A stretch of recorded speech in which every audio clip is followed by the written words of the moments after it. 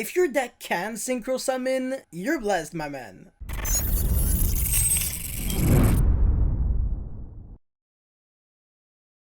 So Gravity Collapse is a counter trap card, and it reads, when your opponent would summon a monster or monsters, send one face-up synchro monster you control to the graveyard, negate the summon, and if you do, destroy that monster, and your opponent cannot summon a monster until the end of this turn. So yeah, not only are you negating the summoning of any monster or monsters, any kind of summon, so normal, special, whatever, but you're also shutting down your opponent from summoning any other form of monster for the rest of the turn, which is huge. Your opponent can't count on having extenders in the hand anymore, so it's not like, oh, if you just get hit by one Solemn Strike, if you have more extenders, you can keep playing. No. Against Gravity Collapse, you can have your whole deck in your hand and still not be able to commit to an actual play, therefore you're going to have to pass on like literally nothing, and then you die next turn. And the fact that it's a counter trap card just makes it so much better, but of course there are a lot of negative things to say about the card, and I'm trying to be as transparent as possible, so I'm going to get right into it right now. Well, first of all, it is a card that only really negates the further summons that your opponent is trying to perform, so against already established boards, this doesn't really do too much. So even if this card is super easy to main deck, it's already inherently bad going second, because a lot of combo decks don't necessarily need to summon further monsters into the board. The monsters already on the field after turn 1 are usually enough to present for game, and of course with negations being a part of the game, you might not even be able to get to that synchro monster in the first place.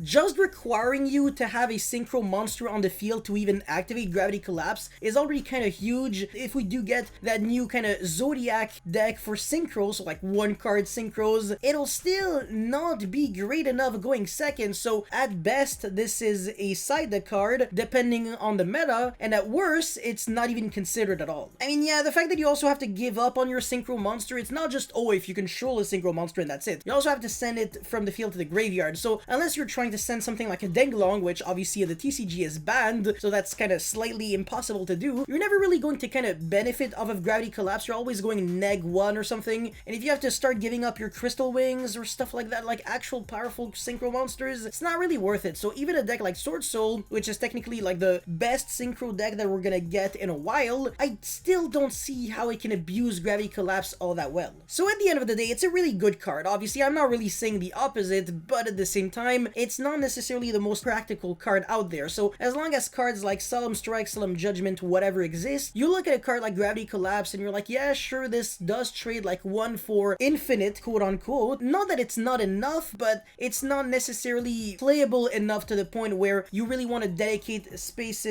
to your main deck or extra deck for the card. And if you do, you're going to actually make your own engine even worse. And in a deck like Sword Soul that's trying to go like all out turn 1, sacrificing your synchro monsters just isn't the way to go. That's really all I had to say for this very quick Gravity Collapse card review. I don't know what you guys think about the card. Let me know your thoughts in the comment section below. Don't forget to like and subscribe. I'll see you guys next time. Peace.